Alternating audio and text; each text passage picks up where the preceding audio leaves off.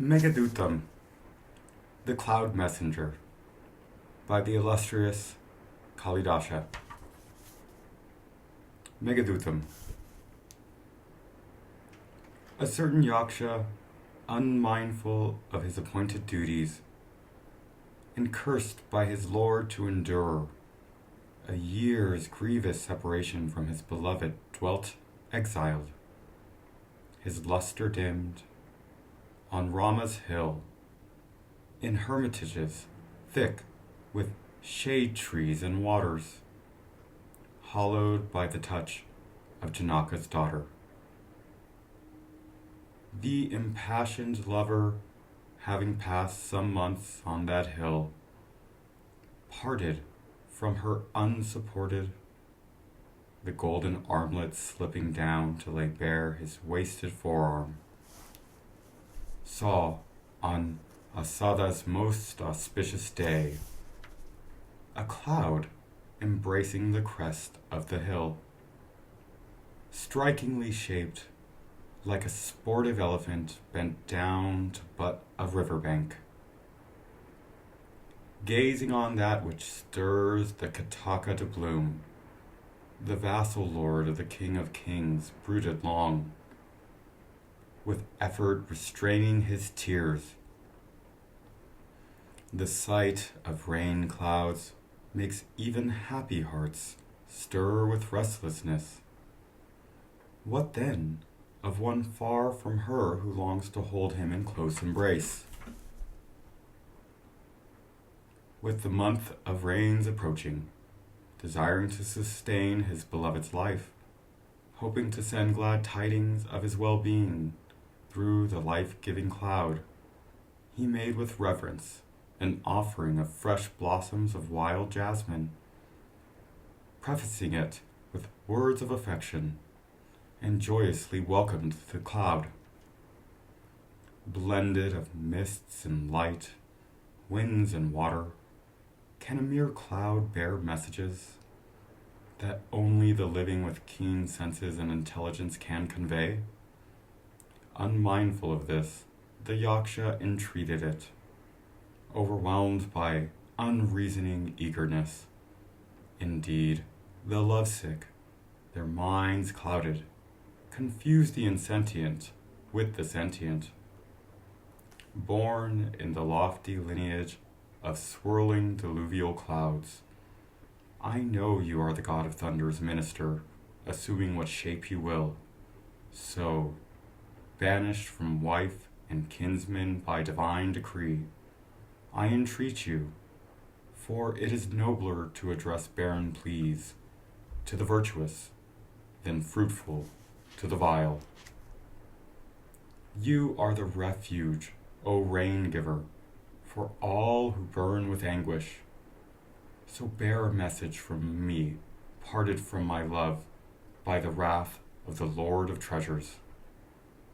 Go then to Alaka, abode of the Yaksha Lord, her palaces washed by moonlight, streaming from Shiva's brow, where he is seated in her outer groves.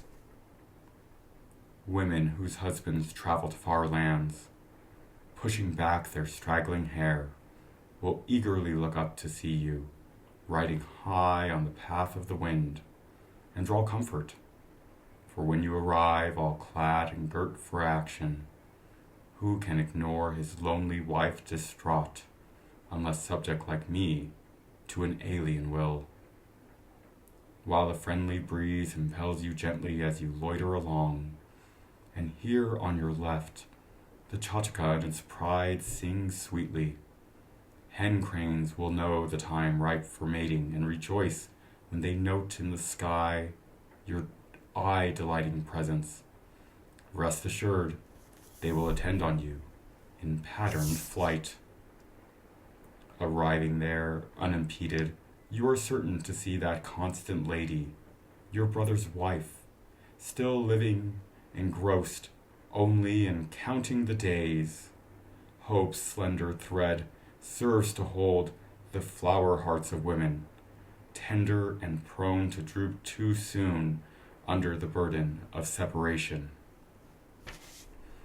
and hearing your thunder, a sound sweet to the ears that can make earth unfurl her mushroom parasols.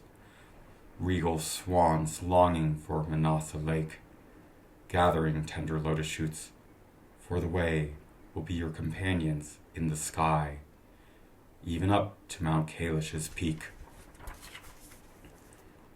Embrace and bid farewell to your loving friends, this lofty mountain, girdled by slopes, marked by the holy feet of the Lord of Ragus, adored by the world.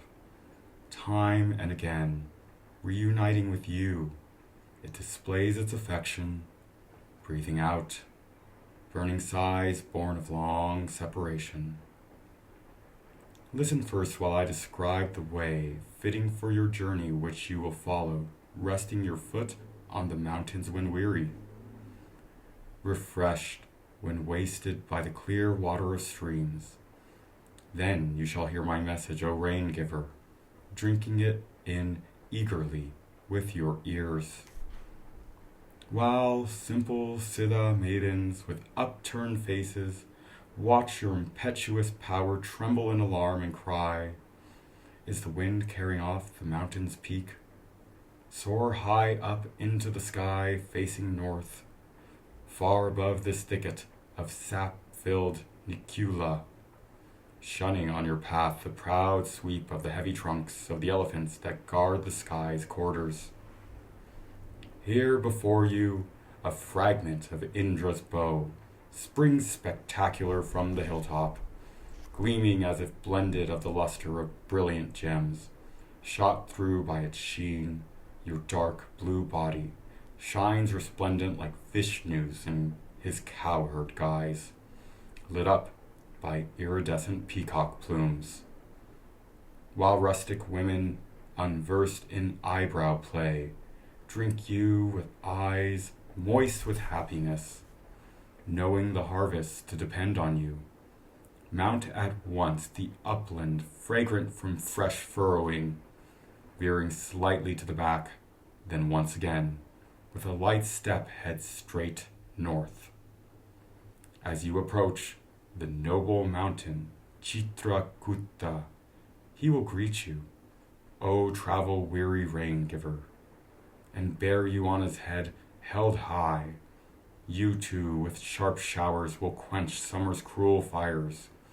The tenderness of true feeling in the great bears fruit in no time, returning kindness for kindness. With his forest fires fully quenched by your sharp showers, Amrakuta will bear you gracefully on his crown. Travel weary as you are, even the meanest, resembling former favors, will not turn his face away from a friend who seeks shelter. What then of one so lofty? Its slopes, all aglow with the ripened fruit of wild mangoes, and you on its peak set like a coil of dark glossy hair. The mountain, seeming earth's breast, dark blue center encircled by pale gold expansive curves, will appear entrancing to celestial lovers. Resting a while on that mountain, in whose bowers the brides of foresters sport, and lightened by your waters outpouring, you'll speedily cross the road beyond, and see Revas' streams spreading disheveled at Vindhya's holy feet, rugged, rock-strewn, inlaying them like ashen streaks decorating an elephant's body. Your rain disgorged, draw up that river's water, whose flow impeded by rose apple brakes is pungent with the scent of wild elephants in rut, and journey on, gaining inner strength. The wind cannot make light of you, O rain cloud, for hollowness makes things light, fullness bestows weight. Seeing the green gold nipa flowers, with their stamens half emerging, and the kandalis showing their early buds, along the edge of every pool, savoring the rich fragrance of the earth in the forest burnt by fire. Antelopes will chart your path as you pass, shedding fresh raindrops. Siddhas watching Chatakas, skilled catching falling raindrops and pointing out to egrets in flight, counting them on their fingers, will pay you their grateful respect, suddenly obtaining a flurry of unexpected embraces from their beloved wives, clinging to them in alarm, trembling at the sound of your thunder. Even though you would wish to proceed with speed, for the sake of my happiness, my friend, I foresee delay while you loiter, on peak after peak, fragrant with wild jasmine. Though peacocks, their eyes moist with joy, may greet you with welcoming cries, I pray you, try to hasten onward. The darshanas will put on a new beauty at your approach. Woodlands ringed round by ketakas, with needle-pointed buds newly opened, will glow a pale gold. Birds starting to nest will throng the sacred peoples in the village squares. Rose apple groves will darken with the sheen of ripening blue-black fruit, and wild geese settle for a few days. When you reach the royal city, Vidisha, by name widely renowned, you shall at once obtain the unalloyed fulfillment of the lover's desire, tasting Vetravati's sweet waters as a lover his beloved's lips, with sonorous thunder passing along her banks as she flows with knitted brows of tremulous wavelets. There you shall alight, seeking rest on Nichai Hill, thrilling with delight at your touch as kadambas burst into sudden bloom. The hill loudly proclaims through grottos, exhaling fragrances of pleasure, passions unrestrained of the city's youth, dallying there in love sports with courtesans. Having rested, go on, sprinkling with fresh raindrops clusters of jasmine buds in gardens by woodland streams, enjoying a fleeting togetherness as your gift of shade touches the faces of flower-gathering maidens who, each time they wipe the sweat off their cheeks, bruise the wilting lotuses hung at their ears. As your course points due north to Alaka, the way to Ujjayini is a detour, no doubt, but do not therefore turn away from a visit to her palace terraces. Indeed, you would have lived in vain if you do not dally there with the tremulous eyes of the city's beautiful women that dart in alarm at the branched lightning's flashes. On your path, when you meet Nirvindya, wearing a girdle strung of chiming bells, a row of water birds splashing on her undulating waves, weaving her sinuous course with charming unsteady gait to reveal eddies forming her navel. Such coy gestures are women's first statements of love. Be sure to be filled with lover's fine flavor.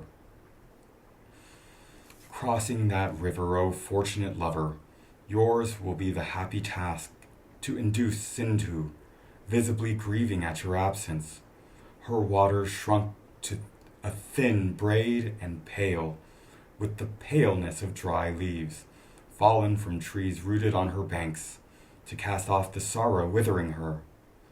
Reaching Avanti, whose village elders are well versed in the Udayana tales, go towards that city already spoken of, to Ujjayini, glowing in splendor, like a brilliant piece of paradise, come down to earth with traces of merits of dwellers in paradise returning, the fruit of their good deeds almost spent.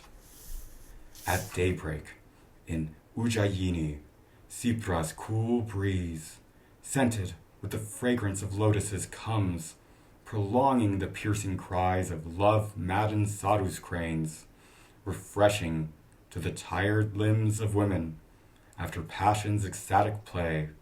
It removes their languor like an artful lover, plying his love with amorous entreaties.